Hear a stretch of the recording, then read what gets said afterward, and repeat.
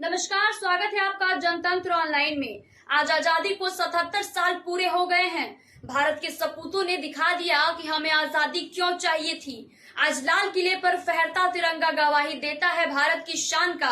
प्रधानमंत्री ने लाल किले पर 10वीं बार झंडा फहराने के बाद अपने संबोधन में देशवासियों को बधाई दी। पीएम ने मणिपुर हिंसा रिफॉर्म पर बात की, साथ ही अपनी सरकार के काम का 10 साल का हिसाब भी दिया। राजनीति से परिवारवाद, भ्रष्टाचार और तुष्टीकरण जैसी 3 बुराइयों से मुक्ति की अपील भी की। प्रधानमंत्री ने लोगों से आशीर्वाद मांगते हुए कहा कि 2047 में देश जब स्वतंत्रता के 100 साल का जश्न मनाए तो हमारे देश का तिरंगा दुनिया में विकसित देश की पहचान के साथ लहराए। इसके लिए आने वाले 5 साल को उन्होंने महत्वपूर्ण बताया और दावा किया कि लाल किले पर 2024 में वे ही तिरंगा फहराएंगे। मोदी ने देशवासियों को 3 गारंटी भी दी। पहली कि 5 साल में भारत को दुनिया की तीसरी सबसे बड़ी आर्थिक शक्ति बनाएंगे। दूसरी कि शहरों में किराए के मकानों में रहने वालों को बैंक लोन में रियायत मिलेगी। और तीसरी कि देश भर में 25,000 जन औषधि केंद्र खोले जाएंगे। 17 सितंबर को विश्वकर्मा योजना शुरू करने का ऐलान किया। इसके अलावा पीएम ने मणिपुर का 2 बार जिक्र किया। उन्होंने भाषण की शुरुआत में कहा कि मणिपुर में मां बेटियों के सम्मान के साथ खिलवाड़ हुआ, लोगों की जान गई। कुछ दिनों से लगातार शांति की खबर आ रही है। देश मणिपुर के लोगों के साथ है, शांति के प्रयास किए जा रहे हैं। आज के 90 मिनट के भाषण में प्रधानमंत्री ने 13 बड़ी बातें कही।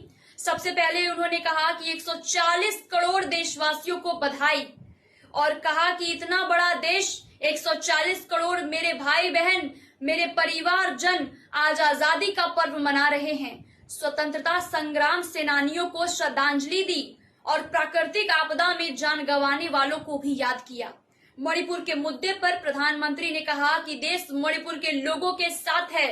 मणिपुर के लोगों ने कुछ दिनों से जो शांति बनाए रखी है उसको आगे बढ़ाएं। शांति से ही समाधान का रास्ता निकलेगा। केंद्र और राज्य की सरकार मिलकर उन समस्याओं के समाधान के लिए भरपूर प्रयास कर रही हैं और करती रहेंगी। त्याग और तपस्या का वो व्यापक रूप, एक नए विश्वास जगाने वाला वो पल आखिरकार 1974 में देश में आजाद हुआ। 1000 साल की पुरानी गुलामी में संजोए हुए सपने देश ने संवरते हुए देखे। उन्होंने आगे कहा कि हमारे फैसले 1000 साल तक अपनी दिशा निर्धारित करने वाले हैं। आज हमारे पास डेमोग्राफी, डेमोक्रेसी और डाइवर्सिटी है। ये तीनों मिलकर देश के सपनों को साकार करने की क्षमता रखते हैं। मैं पिछले 1000 वर्षों की बात इसलिए कर रहा हूँ क्योंकि मैं देख रहा हूँ कि देश के सामने एक बार फिर अवसर है। अभी हम जिस युग में जी रहे हैं, इस युग में जो हम करेंगे, जो कदम उठाएंगे और एक के बाद एक जो निर्णय लेंगे, वह स्वर्णिम इतिहास को जन्म देगा।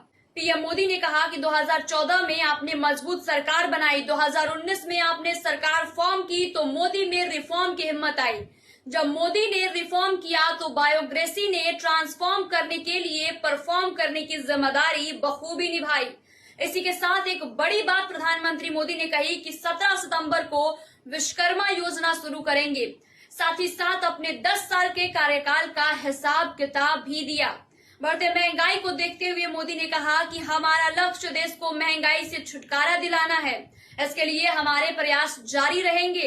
अपने सपनों का जिक्र करते हुए कहा कि मेरा सपना गांव में 2 करोड़ लखपति दीदी बनाने का है और हम नारी शक्ति को बढ़ावा देने पर काम कर रहे हैं।